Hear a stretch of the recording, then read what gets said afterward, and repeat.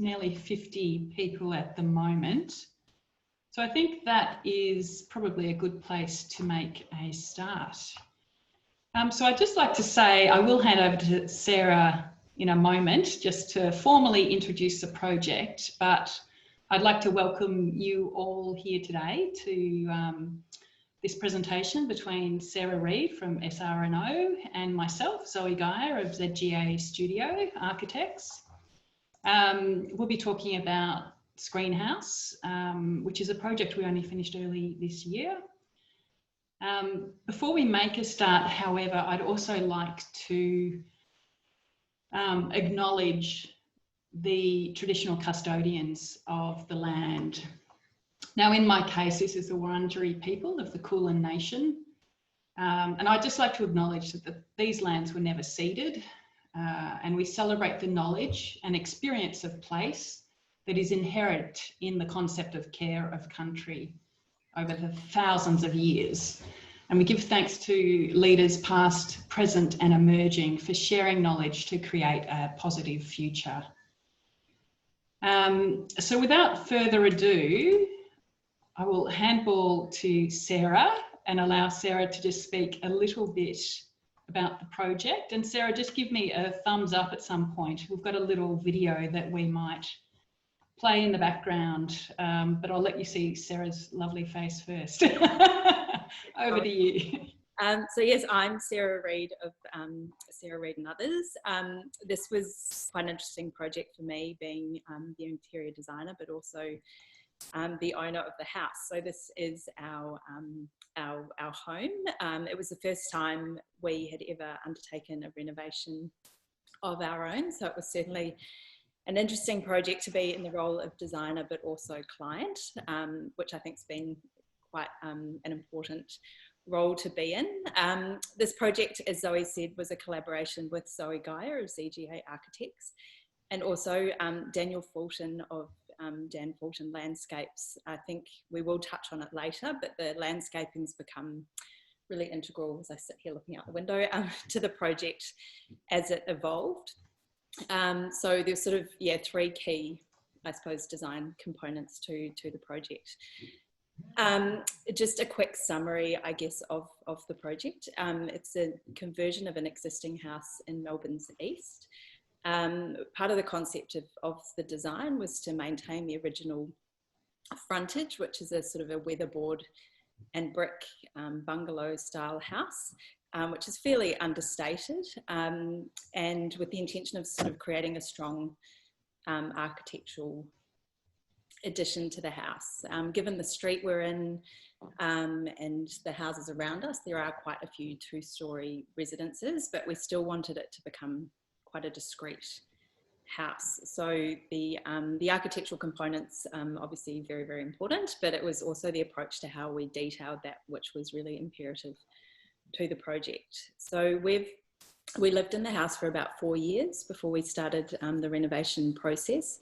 When we moved in, we just had one child at the time. So it was a bit of a learning process as we were living here, just seeing how, I guess, the site functioned, the pros and cons of the site. It ends up being actually really beneficial having that time, I think, just to sort of see how we were using the spaces. It's sort of interesting when you move into a house originally, you come in full of ideas, thinking what you may or may not do to the property, but actually in the end there were certain things that we kept which we sort of originally thought we wouldn't. We now have 3 children, so I guess we're quite lucky. We sort of knew that Annabelle was on the way when we started the renovation process, so we were sort of able to, I guess, meet our brief and have quite a clear picture of what our family would be looking like when we moved back into the house. Essentially, we're on a fairly tight urban setting where we are. Our neighbours are in quite close proximity to us, and we had fairly limited scope in terms of what we could achieve on our site. So in terms of bringing the project to life, I had studied architecture in what feels like a past life at the moment, but sort of more honed my skills, I guess, in interior and internal architecture. We knew we wanted a really highly resolved and highly considered architectural strategy for the project. So it sort of seemed like a very obvious choice for me to approach Zoe initially to work with me on the project. In terms of my work collaborations, something that's really, really important, and I collaborate a lot with all sorts of different people, so it was really exciting to bring Zoe into the project. We'd crossed paths through previous workplaces before. I knew that we obviously had a shared love of detailing. We're both quite sort of perfectionist in that sense, and also I knew Zoe was really willing to make this a really collaborative process, which was really fun. So sort of initially we approached Zoe about the project. I tried to sort of hold back, I guess, in terms of what I was wanting to create with the interiors. I think the real focus for us to start with was on the floor plan. So yes, I guess, as I said, we had a fairly strong vision of what we were wanting to achieve, but yeah, we're wanting to bring some extra expertise into the process. So I don't know if you have the video there. Yeah, I can certainly bring that in now. A little bit of a video when we're allowed visitors in our house. Yeah. Which the audio is not working, but it's sort of, you can start to see a little bit of the spaces in the background. In terms of design process, our first meeting with Zoe to when we actually began construction on site was, I think, about 2 years in the making. During the initial stages of the project with council, we realised we had a bit of an easement on our property, which added a little bit of complication with the land titles office. But that time actually, in hindsight, allowed us to really evolve the design, think quite carefully about what we're wanting to get out of the project. Once we were on site, it was a really seamless process. I think that idea of collaboration has been really important through the whole project, both with landscaping, architecture, and of course the building team. We had a fantastic builder, great joiner. I think it just made the whole process really a really enjoyable one. In terms of the design philosophy, you can start to see in the background there the kitchen where I'm sitting at the moment. Gone for a fairly monochromatic palette. Essentially, we do have 3 young children. My husband and I just wanted to create something that was really a beautiful backdrop for our family that we could layer up with objects, furniture and artwork over time. That's a little shot of the cubby house out the back. It was a bit of a grey day. It was a very rainy day that day. Filming, but that's actually become quite an asset to our back garden as well. The windows open up as a cubby for the kids, which has been quite fun. So really for us, it was about trying to create a really beautiful space, but also one that was as functional as possible. And I think that's really been tested with the, obviously all this time we're spending at home. We had literally moved in, I think the week before we went into the first lockdown. So it's certainly, we feel very lucky we got in when we did. And it certainly tested that planning and all the forethought that we put into the process, Zoe. Yes, indeed. So essentially with the palette, you'll see some shots come up shortly. There is quite a lot of stone. That's something I absolutely love. We were trying to make it really aesthetically pleasing as well as have a practical sense to it as well. You can see at the front of the house there, I'll let Zoe speak to the architecture shortly, but it's we just wanted a very clean, well-defined addition. The front garden is something that has been completely reimagined by Dan, which has been amazing. That's something that I'd really sort of underestimated the importance of readdressing the landscaping, I think, to sort of speak to the new functionality of the house.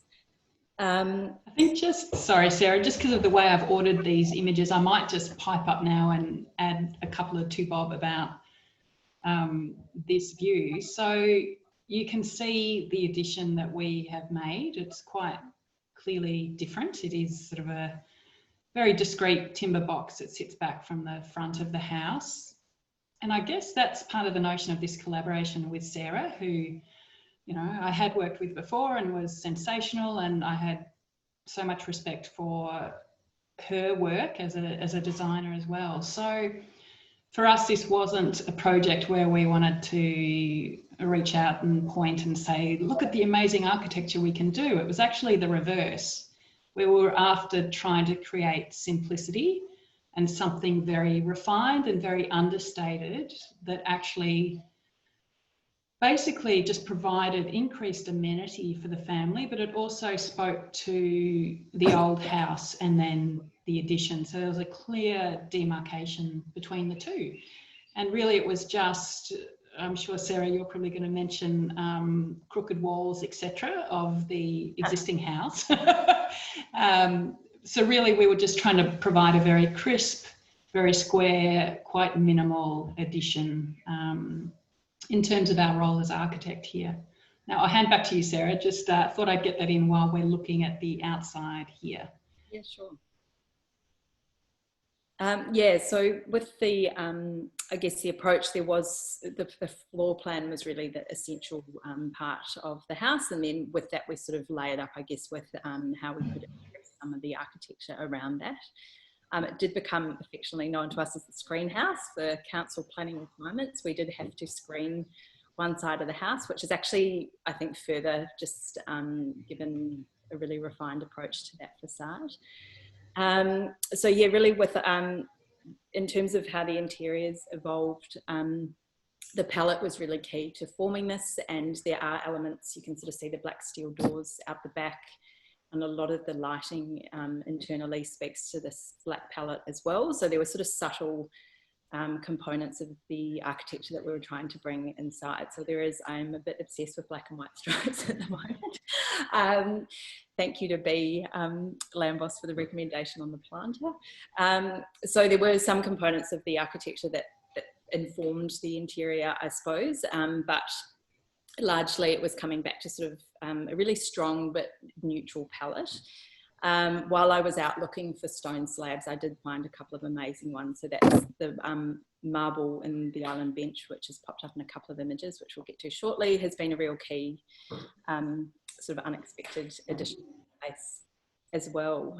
With the floor plan, as I said, there wasn't much room to move. We're on a fairly tight site. This is our master bedroom in the images at the moment, which is the main part of the existing house which remains. So we've kept all the original detailing.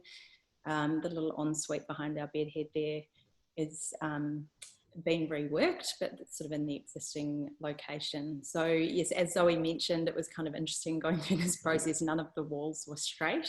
So we had to make a few design decisions based on, were we aligning with the floor or the ceiling or the architrave? But I basically, in the end, it was just kind of letting go of that and accepting that this front part of the house, and that's the study, which used to be a bedroom, which has been reworked into sort of a shared workspace at the moment. So I think trying to accept some of those quirks of the front of the house, and then we have got this beautiful threshold which crosses into this new part of the house. I think that's the powder room, which is a little bit of an unexpected surprise under the staircase.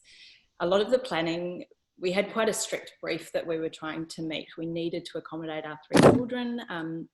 We were really driven by the, I guess, the hope that we could accommodate all the sort of kids' functionality upstairs and then maintain downstairs as, I guess, like the master bedroom, the study, and then the sort of shared family spaces. So these images are our sort of dining slash study at the moment, bit of homeschooling going on, which then lead into the living space. So working with Zoe, the real win for us was that, yes, we could actually accommodate a great series of kids' spaces upstairs and have downstairs to sort of be a bit more indulgent with some of the things that we like to look at instead of all the kids' toys. That's our seating area, sort of living room. All the storage under the TV really needed to work for us. So that's actually where we can just, at the end of the day, the kids are young, they still like to play downstairs. That actually holds a lot of kids' paraphernalia, which at the end of the day, it just gives us the ability to sort of pack everything down.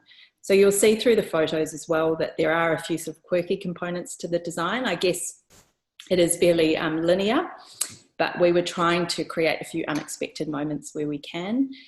I know we've gone past the front entry shot, but the beautiful Tom Adair piece that we commissioned for the front hall has been a real key in that you sort of walk up to the front door and there's this unexpected sort of incredible neon artwork at the front. Things like the powder room have been really key spaces for us, because often those doors are actually open. So it's just a break in the palette. There's incredible marble in there. We got a little neon sign made. So that's kind of just an element of surprise. And then in our kitchen, one of our wish list items, which we managed to fit in, was our walk-in pantry, which I'm not sure if there are any shots. Sorry, yes, I'm distracting myself in behind the scenes here. Captured any with Dave that day, but there are a series of sort of grey movable trays that I designed through this kitchen and living space, which you can see up behind the bench there, which are holding a plant and some cookbooks. They actually can move around. So the idea when you look through to the pantry as well is that we've actually got a bit of a crazy artwork sitting through there. So it's not necessarily all kitchen equipment. The kitchen's been a really central part of the design for us. We were lucky to do a collaboration with Fisher and Paykel, so the appliances have actually become quite a central part. The amazing fridges that we were able to put in, which originally weren't part of what we thought we could achieve. So the kitchen's actually become an even stronger focus of the house. Our kitchen's not normally loud in the fridge. And I think for us having this sort of clear bench policy, which we've been able to achieve with the pantry, has been really key as well. I think just trying to maximise storage is something we worked with Zoe with as well. It's, as I said, not a huge floor plan. We don't have any really excess space, so it's just been about the careful consideration of really where everything can go. When we head upstairs, this is the little powder room at the top of the stairs. Originally, I think my husband thought I was crazy putting marble into the kids. Actually the first thing you look at when you come up the stairway. So it was just trying to sort of create that sense of journey through some of these spaces, which would otherwise perhaps be a little bit more back of house or a little bit forgotten. We've managed to fit a really fantastic bathroom. One of your great recommendations, Zoe, were those beautiful northern windows. Again, we're on a very tight boundary with our neighbour, so a lot of it was around privacy, trying to be really considered with what light we were letting in. Yeah, I think there's actually a really lovely difference between the ground floor and the first floor. And again, the ground floor extends out of the existing house. And it's, once you get into the addition at the rear of the ground floor, it's really about that connection into the garden, really, which is why the landscaping was so critical. It's really a backdrop to everything you see at the ground level, whereas when you go upstairs, it's really a lot more of a sense of retreat and privacy. It's mostly the bedroom area and the sort of kids' play zone. So it wasn't really about outlooks out of the house. It was more of a sense of an internal softer space, and also the issue with the site and the sight lines and the proximity of neighbours and town planning regulations meant it would have been very difficult to achieve a lot of outlook from windows. So we did go predominantly with these high level windows through the more social spaces of the upstairs. Again, as Sarah said, to let some of that north light in, but it's not really for outlook. It's really just to bring the natural light in. And it's quite interesting, Sarah, like when I've walked through with you, there's a sense of just light and space, even though at eye level, you're sort of directed more to an internal view and to all the beautiful objects and artwork that you have, but it still feels very open and very light, despite having no direct view lines out. Yeah, so this is the kids' bathroom that we're in at the moment.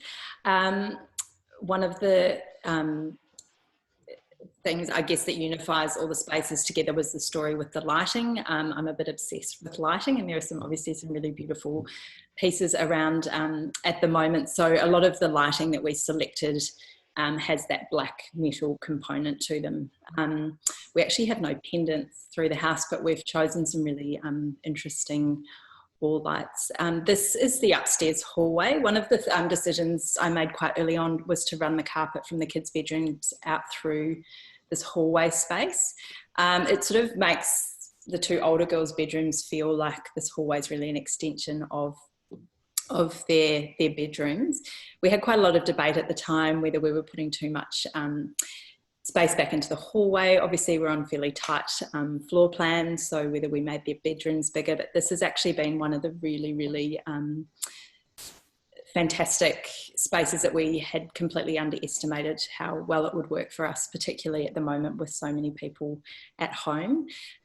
We had some existing string shelving, which was in our kitchen previously, and we've added to that with all these kids' objects. So it's become a bit of a kids' art display. I've never been super great with putting family photos up, but it's actually created a really nice sort of more private space, I guess, where we can put up family photos or really display girls' artwork and objects and things that they want to put there. It's also great before bedtime. It's a nice space to sort of congregate, read books and all that kind of thing. It's not normally that tidy, I have to say, particularly at the moment. And this leads through to the kids' playroom. So down the right-hand side, you can see the series of doors. They are actually a really deep, probably 700 mil deep storage cupboards. So that was something that's we ummed and ahed about a bit at the time from a sort of a cost point of view, but it's been invaluable really having that space. That's something that we definitely lacked previously. We've never lived in a house where we've had so much storage, and I really can't emphasize, I think with the 3 kids and so much stuff, it's just enabled everything to be really accessible.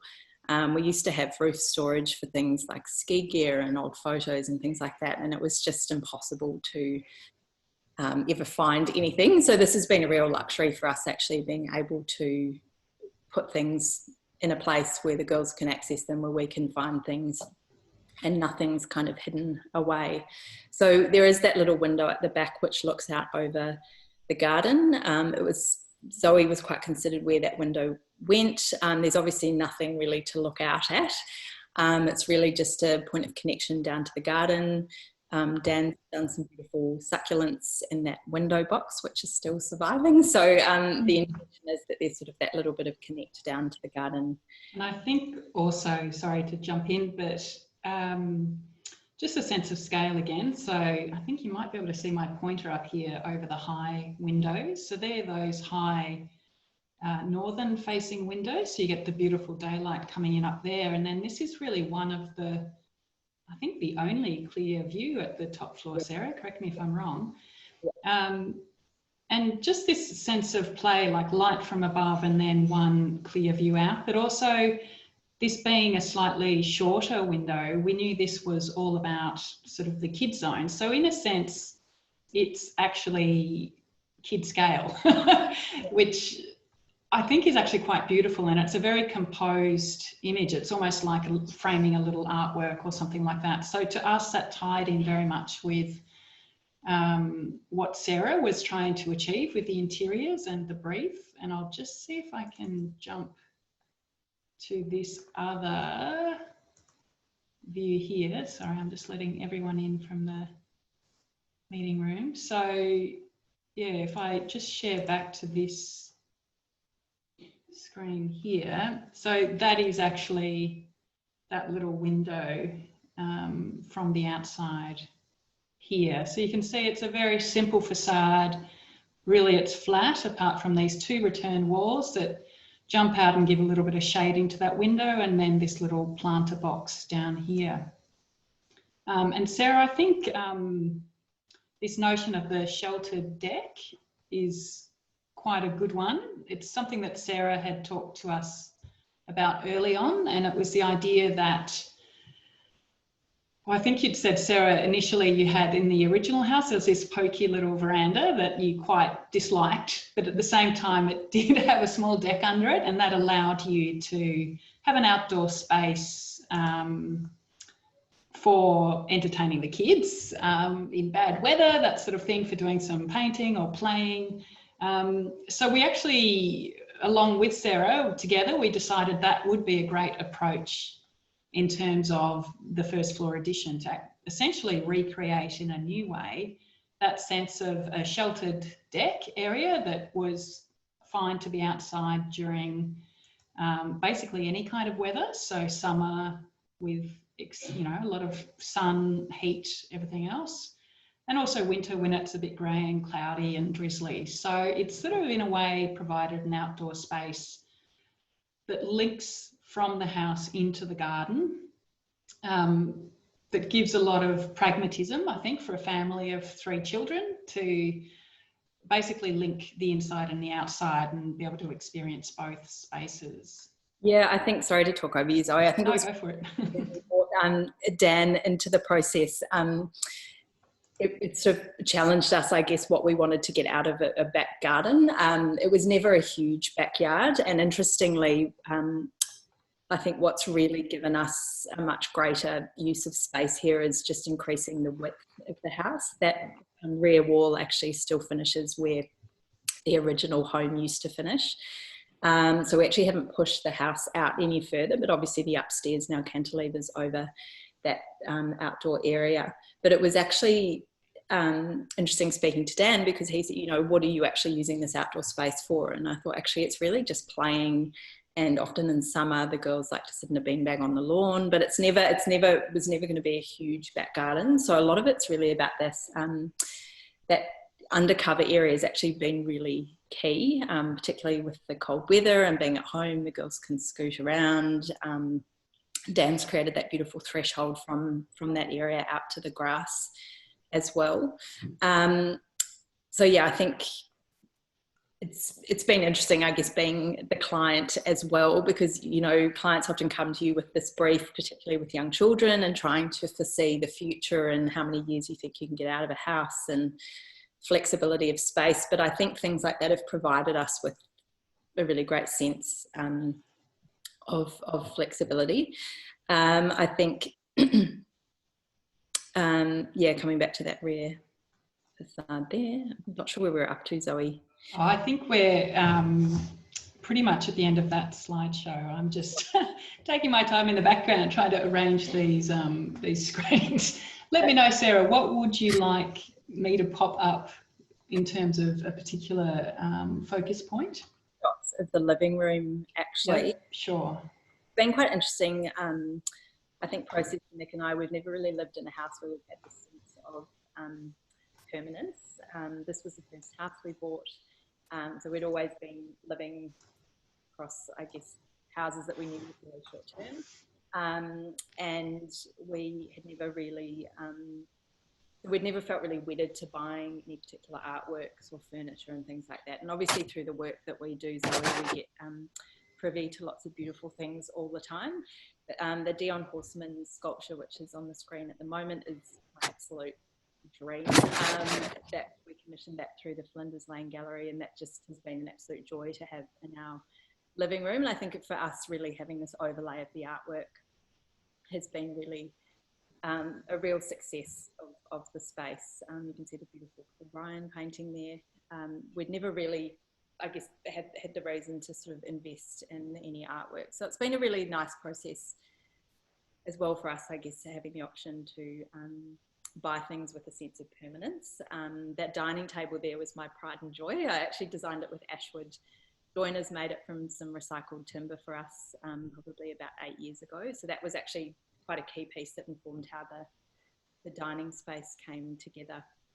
And I actually remember you one day, Sarah, when we were chatting, just talking about, I guess, that link back to the garden, especially with such a sort of monotone palette inside, the greys, the blacks, the whites, but then there's this sense of bringing that greenness in. And I remember you mentioning this artwork here over the table, and that it was almost a coincidental selection, I guess, but it just ties in so nicely with what Dan has done with that landscaping that's so visible from that big open plan space at the rear. Yeah, and I think it's really actually informed the palette. It's interesting, without, I guess, putting too much thought into it, I often come back to that sort of monochromatic approach. And I think for me, that was quite out there, that painting, there was something about it that we both absolutely loved. The scale of it, it's thick paint, it's just a really beautiful piece, which sort of anchors that dining space. And interestingly, we've picked up on a lot of those greens and blues through some of the sort of softer furnishings in the space as well. The bar, funnily enough, that was my husband Nick was very diplomatic through the whole process. He said, I just need two things. I'd really like a bar and I really want a home for my coffee machine. So the coffee machine is sort of our pride and joy and very heavily utilised at the moment, as is the bar, I hope. A lot of time at home. And again, with working with Fisher and Paykel, we ended up putting in one of the cool drawers, which has been fantastic. So that's actually quite a nice quirk opposite the dining table. Normally during the day that's shut down, it just sort of looks like a plain white storage unit, but the idea was that sort of had a connection to the dining table. So I think really for us it was just trying to utilise every space as much as we could.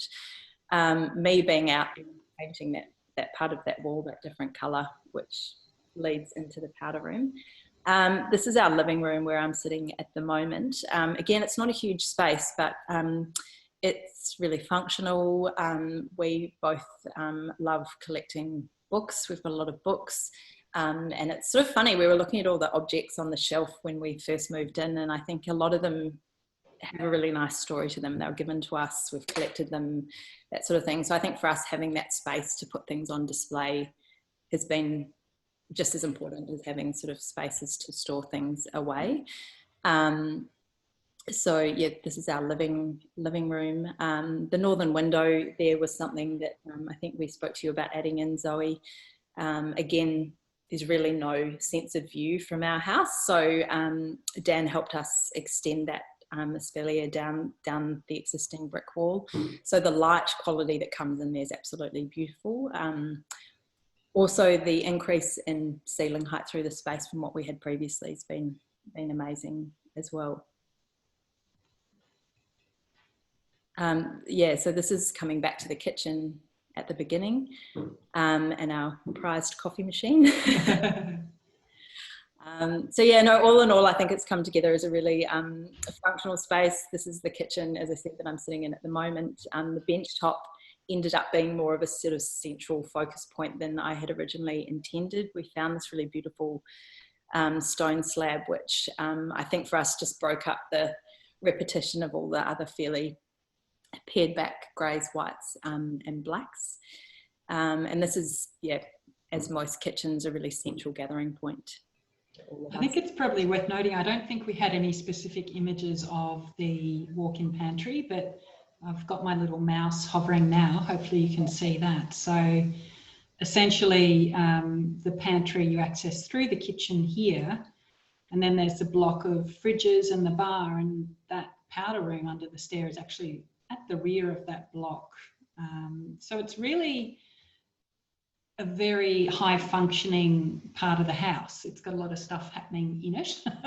And I think it performs so well. And there's sort of not any indication at any point that there is so much happening. I think Sarah has been so clever with how she's composed all of the joinery, and even just that beautiful bar being concealed behind white cupboard front. So you can have a very discreet place, a very discreet feel within the house during the day, but you can also have that drama of opening the bar and seeing all the beautiful colours of all the bottles there and the glasses and the dark joinery that then sort of ties in with that entry to that powder zone, the grey walls. And I just, to me, it's an extra level of excitement, because this could have just been a very beautiful, refined house, but as Sarah said, there's a few unexpected moments that I think show a huge amount of competency in Sarah's judgment of how you actually live and experience a house.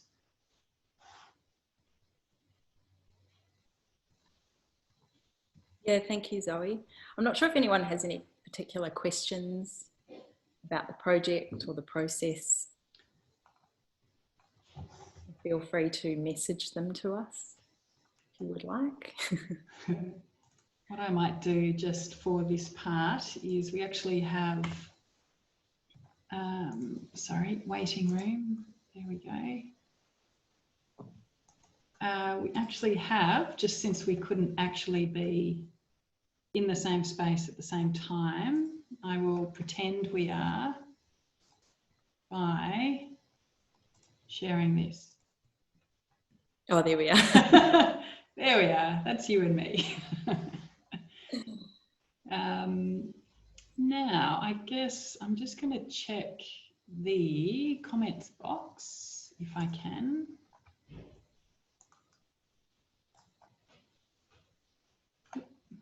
Maybe, maybe not.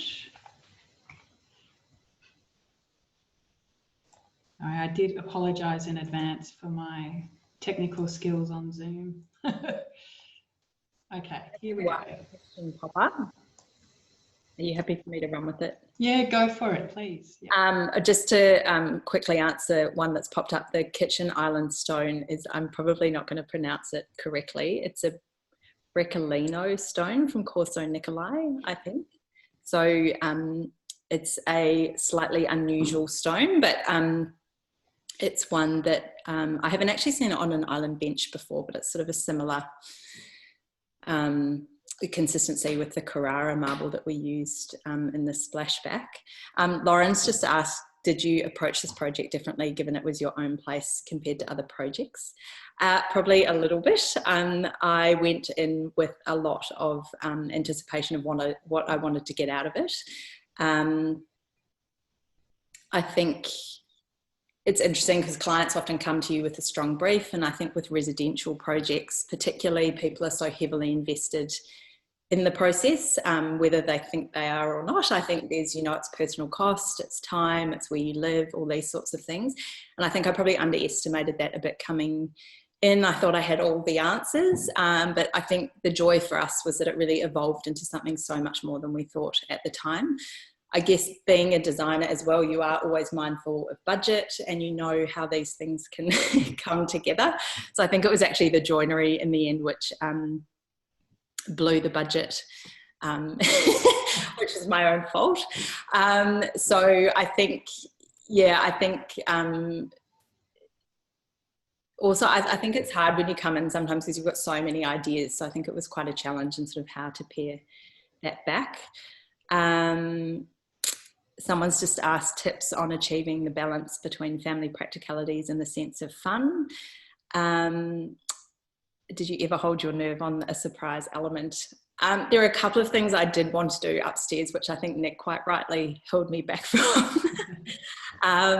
But I think it's just going with your gut. I think I'm an absolute perfectionist, and it's been a real lesson for me in letting go of certain things, which I think Nick's found quite amusing through the process. Things like the marble bench top has already got a fair number of scratches on it, which I knew was going to happen, but actually at the end of the day, the aesthetic and the look and the feel of it is sort of outweighs to me the fact that, you know, it is a workbench and it will get heavily used. So I think it was just weighing up the aesthetic that we love, what we're trying to achieve, with a little bit of cost practicality in mind, but also trying not to give in too heavily to the fact that we do have children. There were certain things which we just weren't prepared to compromise on, and one of those things was like the materiality in the kitchen bench. We've also bought a couple of quirky pieces of furniture, which you may be able to see behind me, which a few people see the white Bartolo chair and laugh with the kids, but at the end of the day, you know, I think it's also about trying to educate them in how to respect things and handle things, and that kind of process. We did have an interesting encounter with Madeline, who's 3, upstairs the other night, as she started touching the beautiful Patrick Dagg artwork, and I was sort of choking. I'm thinking, oh no, and she said, I just love this painting. But I think that was sort of the opportunity to step in and say, you know what, we can admire the artwork, it's just not appropriate to sort of keep touching it. So I think yeah, we sort of decided to limit, I guess, the pops of fun to sort of 2 or 3 key areas. One of the things that's not actually in the photos is the girls' cubby house. When those windows open out in the shed, there's actually another neon sign out there, which they have quite a lot of fun with. Someone's just asked what the external cladding of the first floor is. We ended up going with the cedar. Zoe and her team provided us with quite a few samples. again, that was one of the things that we probably could have value managed a little bit. But I think the designer and me just couldn't quite let go of this sort of beautiful timber that we're trying to do. Yeah, I think it was a really interesting dilemma we had, whether to proceed with the cedar and this stain, which is quite a expensive stain, should I say, but I think we had a lot of discussions about it, and we decided for what the architecture was doing, which is being quite secondary, quite refined and quite simple, minimal, it was imperative that it actually had this beautiful quality to it, and the way it held shadows and reflected light, and it still showed some of that grain of the timber beyond, but it had this quite neutral but very natural grey finish. So it's not a heavy black, it's not a pale weathered look, it's actually quite a very sensitive light grey that is a little bit moody, can change a lot with different lights. So at the end of the day, I remember, and this was part of the joy of working with Sarah and Nick as clients, but also Sarah as a design professional. Pretty much everything we wanted to do, Sarah also wanted to do. So there was very little in the way of argument in terms of achieving that high quality and quite sensitive outcome. Someone's just asked at what stage in the process did Dan, our landscaper, get involved, and how did that change or inform the design of the interior? He actually, I think we were under construction when we sort of formally brought Dan into the process. When we moved in, the previous owners had put a lot of time into landscaping the house. So they had actually done a lot of very structured box hedging, which wasn't really our style, but we sort of felt like, given so much time had been put into it, it seemed a little bit wasteful to come in with the anticipation of removing it. However, we naively thought the garden would survive, and of course when you're doing fairly sizable construction on a small site, a lot of the garden did not survive. So in some respects it was actually quite a nice opportunity to rethink the landscape, how we wanted to use it. So originally our brief with Dan was really on the rear courtyard, but he presented such beautiful drawings. My husband Nick's probably more, the landscaping's more his thing than mine. He said, you know what, why don't we let Dan just have a go at the whole property, see what his suggestions are for the front of the house as well, and just let's just go for it. We probably won't come back and redo it. You know, people often talk about staging the landscape, but actually my advice often to clients is it's something that you should probably think about to start with, because, you know, things take time to grow and develop and things like that. So if you're able to address it as the project, you know, at the start of the project, I think it's a benefit. So he really came in when we just started on site. We knew we had a 12 to 14 month build timeline, so we had plenty of time to talk to Dan about it. And it's been nice. I'm not sure if any of the images there actually, Zoe, capture the side of the house, but interesting. No, unfortunately not in these ones. It's actually one of the unexpected surprises was just how gorgeous he's made down sort of the side of the house, which you would think would be such a back of house area, but it's just given really nice connectivity between the front and the back of our property. And also, again, if we move, the image Zoe's showing at the moment, we normally park in our driveway, but if we move the car out, it actually creates a really open space for our kids to play as well. So the landscaping, there's always that sort of awkward overlap, I think, at the end of a project where everyone's madly trying to finish the construction of the actual house and the landscapers are coming in, but luckily we had a great builder and lovely landscaper, and they all sort of overlapped quite well at the end. So we moved in and the landscaping was probably complete within maybe 3 to 4 weeks of us moving. Someone's just asked what's our favourite room in the house. I think that's a bit of a tricky one, actually. Depending if I'm here on my own, I would say the living room is my favourite spot. But if everyone's at home and I'm needing a moment away, probably our study. I was a bit indulgent and bought my dream table for that space. So it's actually, it's a really small room, but we've just put a couple of really beautiful pieces of furniture in there. continues my obsession with black and white stripes. That's actually probably when I'm working or on my own, just needing a bit of space from everybody. Probably the study actually has come to be my favourite spot. And I think there were very subtle things that you did too, Sarah, along the way, which I think were in reading the feel of the house. You can see the wall colour here isn't a stark white. It's actually got quite a more subdued tone to it, which again adds that little bit of moodiness. And also upstairs in the kids' bedrooms, you went just off white again, which again softens the spaces. So from my perspective, walking in and seeing the subtleties and nuances within this house really contribute to, I guess, the experience of being in the space. So moving from the existing house into a fairly minimal and strong and engaged extension, but then there's still softness and there's still discussion between the front of the house and the extension, between the private spaces and the open spaces. And I just think it's just been a great collaboration.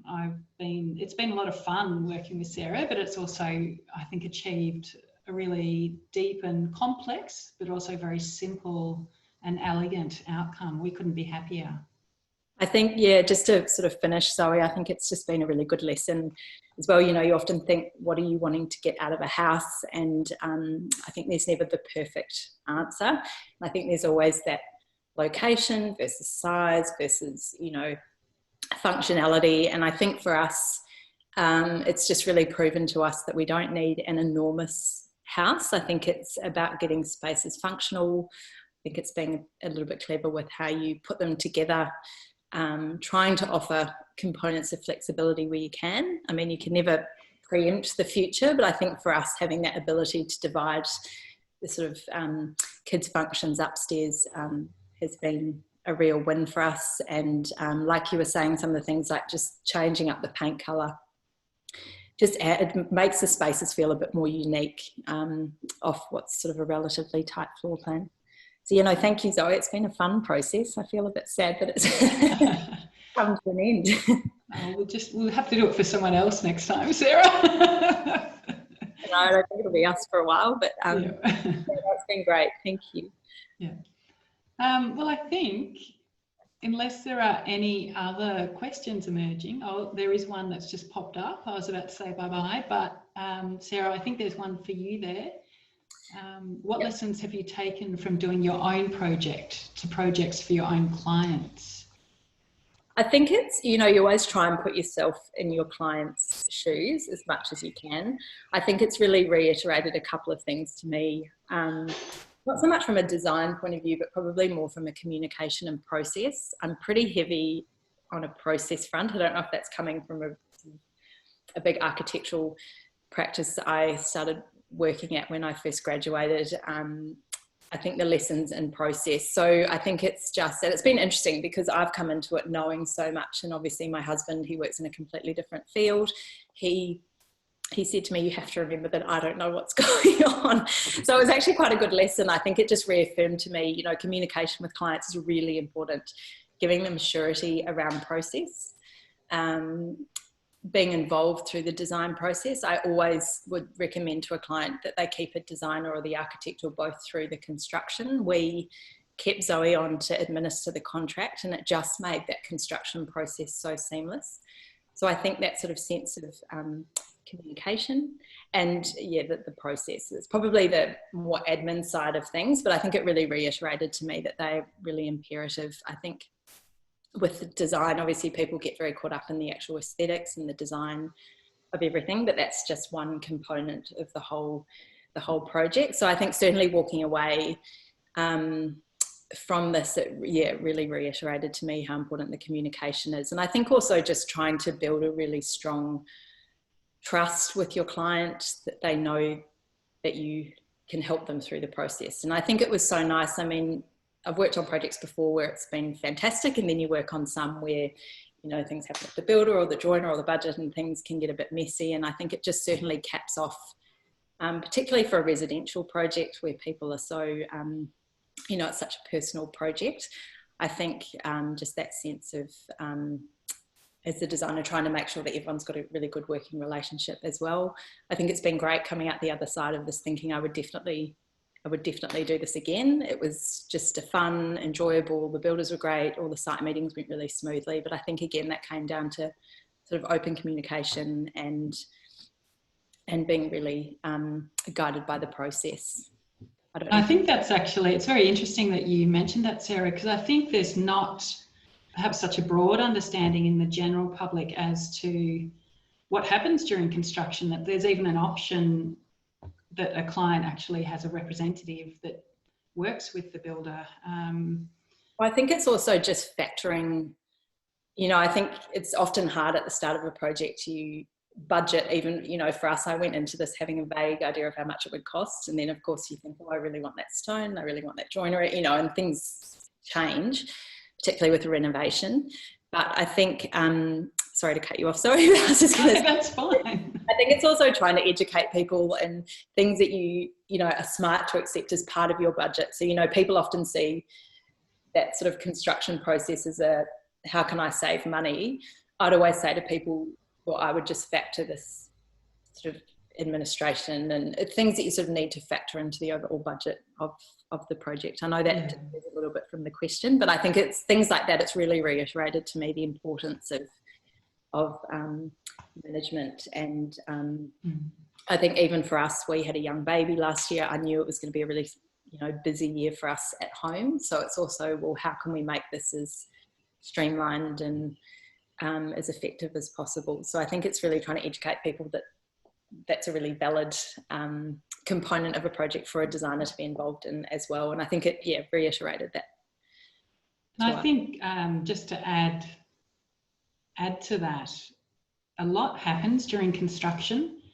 You've probably watched a few, you know, grand design shows or things like that, where, you know, you start digging up the ground and you find a giant rock and they have to modify the design. Well, not to that huge extent, but there's always something that arises every week, probably every day of the week. And often if you're not a professional who's trained in that industry or aware of even some of the language that's used on building sites, some of the technical terminology, it can be really overwhelming. And I remember I had some lovely clients on another project, and we went to the first site meeting at the very start of the project. And 10 minutes in, they just turned around and looked at me and they had their eyes wide open. They said, I don't even know what you've been talking about for the last 10 minutes. And it wasn't that they had issues with understanding. It was just that constructing and building sites, there's so many technical elements. So that's kind of where architects, interior designers come in that we actually make sure that everything we've set up through the early stages of the project can actually be fulfilled during the construction. And again, it's not saying a builder doesn't know what to do or is going to do a bad job. It's really just, I guess, coming back to that notion of communication. We continue to communicate the design process through the whole period of construction, and even usually up to a year afterwards, when we sort of come back and check that everything's working well, and we continue to communicate between the owner and the builder as well. So I think it's a very hard thing to explain to clients why you might be around while a builder's building, but it's actually probably one of the most critical parts of the whole process. Yeah, no, it's good. And I think particularly with a residential project, it's just sort of that added bonus if you come out at the end with, you know, people feeling really good, like an ownership and understanding. And I think it just heightens the whole thing coming through, having a great relationship with the team on the other side. Yes, still being friends is a good thing. No, thank you, Zoe. It's been great. Thank you. Yeah, brilliant. And I think on that note, I mean, we are, well, 3 minutes short of actual time. So that's amazing. I think we've done a good job. So I think we might sign off there. And I'd just like to say thank you, everyone, for joining in Sunday, roughly lunchtime. And it's probably a good opportunity to, watch a few things and learn a few tips, see some beautiful, inspiring projects while we're all locked down in our houses. But thank you again. And thank you, Sarah, so much for bringing us in on this project and just sharing this experience with us. It's been a great joy. Yeah, no, thanks, Zoe. It was great to speak to you. Fantastic. Hope to see each other soon. Yes, no doubt. Okay, and on that note, thank you everyone and enjoy the rest of your weekend. I hope you have a fantastic one. Thank you. See you. Bye.